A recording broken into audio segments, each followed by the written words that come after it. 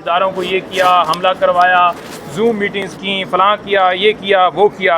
आज अल्हम्दुलिल्लाह आज हक़ और सच की जीत हुई है और प्रोसिक्यूशन मुकम्मल तौर पर नाकाम रही है। कोई उनके पास शवाहिद नहीं थे, कोई उनके पास एविडेंस नहीं थी, कोई उनके पास ऐसी चीज़ नहीं थी जिससे वो कह सकें कि जनाब इमरान खान साहब का ये कसूर है। एक बंदा जेल में है, वो कैसे उसके पास ना फ़ोन की एक्सेस है, ना उसके पास उनके पास कोई वीडियो पैगाम है कि वो किसी जगह के ऊपर कह दें कि इस बिल्डिंग के ऊपर हमला कर दो। आज इमरान खान साहब 2 मुकदमात में अल्हम्दुलिल्लाह बाइज़्ज़त जो है बरी हो गए और इससे पहले अगले दिन भी 9 मई के मुकदमे में बरी हुए थे। 3 मुकदमात ऐसे हो गए हैं जो 9 मई के हवाले से जिनमें बरीत हो गई है और आपको पता है कि 25 मई जो आज़ादी मार्च के केसेस थे उनमें भी खान साहब की बरीत मुसलसल जारी है। तो खान साहब की बरीत हो रही है और इसी बुनियाद पे हो रही है कि कोई शवाहिद नहीं मिले इनके खिलाफ। अच्छा, इसके साथ साथ हाई कोर्ट में जो 3 हलकों के हवाले से इस्लामाबाद के जो मेन हलके हैं वहाँ पर भी आप लोगों के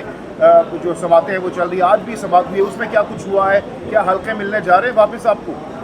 देखें, जो समातें हुई हैं हम उम्मीद रखते हैं कि जिस तरह इस्लामाबाद हाई कोर्ट के मौजूद 6 जजेस वो खड़े हो गए हैं और जिस तरह वो कहते हैं जी कि आ जाएँ जी, फलां सेक्टर कमांडर भी आ जाए जी, वो भी आ जाए जी, ये भी आ जाए जी, कि कोई कानून से ऊपर नहीं है। तो डेफिनेटली हम भी यही कहते हैं कि तमाम लोग कानून और आइन के मुताबिक बराबर हैं, इक्वल हैं, कोई भी कानून से बालातर नहीं है। और हलकों के हवाले से बताऊं तो ये सारे लोग भाग गए हैं, ये सारे लोग भाग चुके हैं। ये कोई भी इनसे कहा जाए ना कि फॉर्म 45 लेकर आएँ, फॉर्म 47 लेकर आएँ, फॉर्म 47 लेकर आएँ, तो नहीं लाते। तारिक फजल चौधरी भागा है। आज पेश किया गया फॉर्म 45? नहीं पेश किया गया। कहते हैं जी कि हमारे पास सर्टिफाइड कॉपियाँ ही नहीं हैं। कहते हैं जी हमारे पास कोई सर्टिफाइड कॉपियाँ नहीं हैं और अदालत कहती है कि आपके पास नहीं है तो किसके पास होंगी। तो ये सिर्फ़ और सिर्फ एक भागने का बहाना है। अदालत ने कहा है कि तमाम लोग सर्टिफाइड कॉपियाँ हलफ के ऊपर जमा करवाएंगे और जो झूठा कुरान उठाएगा उसके ऊपर जो है वो कार्रवाई की जाएगी, कानूनी कार्रवाई की जाएगी।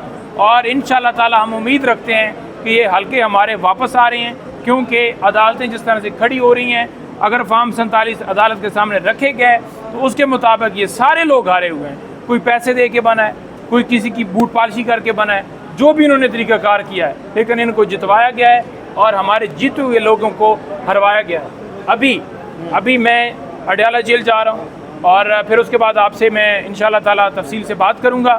लेकिन खान साहब ने ये ज़रूर कहा है कि गंदम स्कैंडल के ऊपर अभी तक जो है वो कोई कानून की गिरफ्त में ये सारे चोर डाकू नहीं आए जिन्होंने करप्शन की।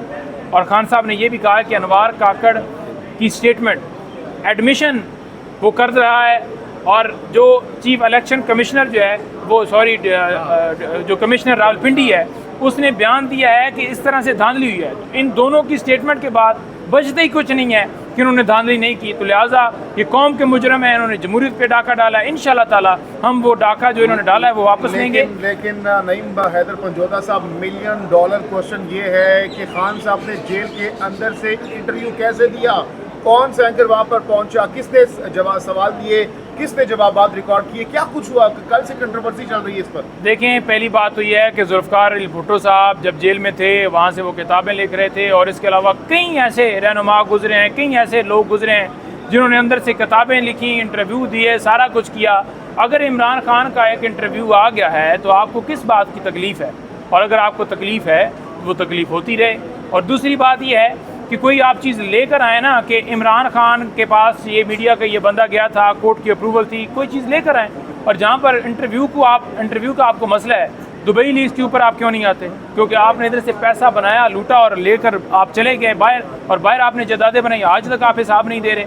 और खान साहब वकला से, पॉलिटिकल रहनुमाओं से, तमाम लोगों से मुलाकातें करते हैं और वो अपने बारे में या जो बयान देना हो उसके बारे में ये सारी चीज़ें बताते हैं, तो हम उस हिसाब से बताते हैं। तो इसमें कोई जुर्म नहीं है। सुप्रीम कोर्ट ऑफ पाकिस्तान की इमारत बिल्डिंग के आगे इस वक्त आप खड़े हैं और इस वक्त पूरे पाकिस्तान की बिलखुसूस PTI सपोर्टर्स कारकुनान की नज़रें सुप्रीम कोर्ट ऑफ पाकिस्तान पर हैं। आज क्या खान साहब पेश होंगे यहाँ पर? अगर पेश होंगे तो क्या लोग देख सकेंगे लाइव टेलीकास्ट में? हम उम्मीद रखते हैं कि आज फिर एक तस्वीर आएगी और फिर जो है ना, पहले जो इनका रही सही खसर बची है ना, वो भी निकल जाएगी। बहुत सख्ती है, लेकिन आपको पता है दीवाने भी बहुत हैं। और सेकंड बात ये रह गई कि इनको किस चीज़ का खौफ है, क्यों तस्वीर के ऊपर पाबंदी। खान साहब खुद सुप्रीम कोर्ट में पेश होना चाहते थे, खान साहब को पेश किया जाता, इन्होंने खान साहब को पेश नहीं किया, ठीक है जी।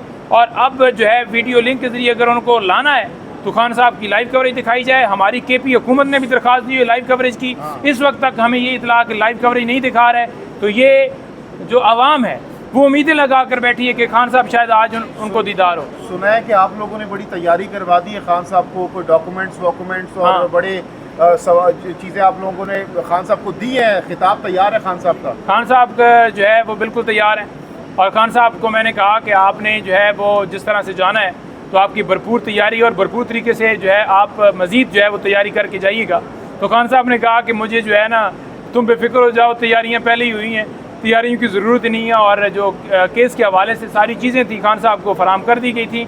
अगर आज लाइव जो है समाअत के अंदर खान साहब को मौका दिया जाता है बोलने का, तो फिर आप देखेंगे कि आज कुछ मुल्क के अंदर और ही माहौल होगा। क्या होगा, ज़रा आप इशारतन बताना पसंद करेंगे? सियासी मामलात पर बात करेंगे या स्पेसिफिकली नैब तरामीम के हवाले से ही बात? देखिए, नैब केस के हवाले से भी बात करेंगे, और उसके अलावा भी जो वो अपना मौक़िफ़ रखते हैं जो मुल्क के अंदर हो रहा है उसके ऊपर भी चीफ़ साहब से बात वो कर सकते हैं, उनका हक़ है, उनसे कोई रोक नहीं सकता। और अगर चीफ़ साहब हिम्मत रखते हों और कोई थोड़ा सा इनको हो कि इनको कोई मसला ना हो, तो फिर इनको चाहिए कि उनको इजाज़त दें ताकि वो बात करें।